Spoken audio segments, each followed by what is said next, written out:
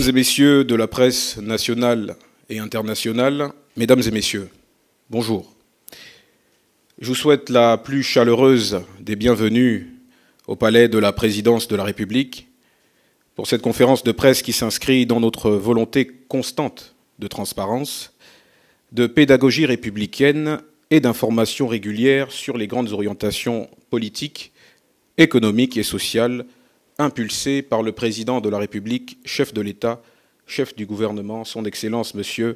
Brice Clotaire Oligui Nguema.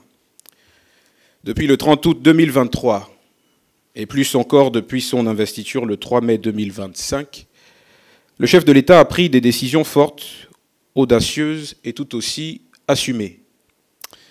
Elles répondent à un impératif, celui de reconstruire notre nation sur des bases plus justes, plus solides, plus souveraines.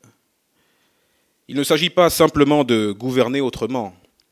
Il s'agit de repenser le fonctionnement de l'État, de redonner du sens à l'action publique et de replacer l'intérêt général au cœur de chaque décision.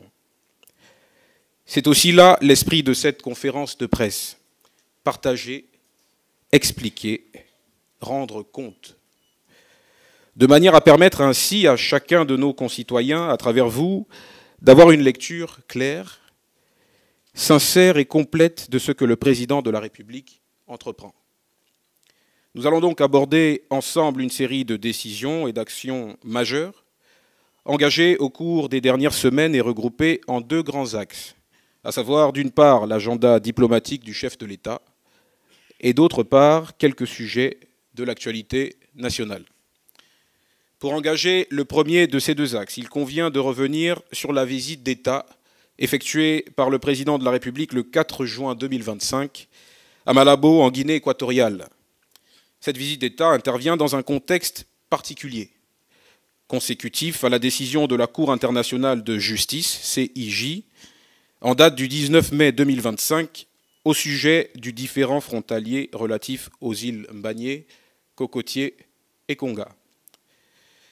Abordant cette question, le président de la République, son Excellence M. Brice Clotaire Oligui Nguema, et son homologue équato-guinéen, son Excellence M. Teodoro Obiang Nguema Mbazogo, ont tous deux réaffirmé les liens profonds qui lient les deux pays et qui les engagent à construire ensemble, fraternellement, une solution concertée qui préserve la souveraineté et les intérêts stratégiques de chaque partie. C'est le sens et la mission donnée au comité d'experts bilatéral mis en place à cet effet.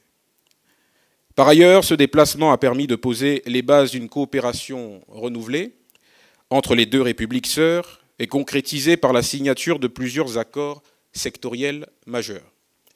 En matière de santé, pour favoriser l'échange d'expertise hospitalière et la mobilité du personnel médical, en matière de sport et de culture, afin de promouvoir la co-organisation d'événements et la valorisation de nos patrimoines respectifs, et en matière de défense, avec la planification de manœuvres militaires conjointes et des échanges de savoir-faire entre nos forces armées.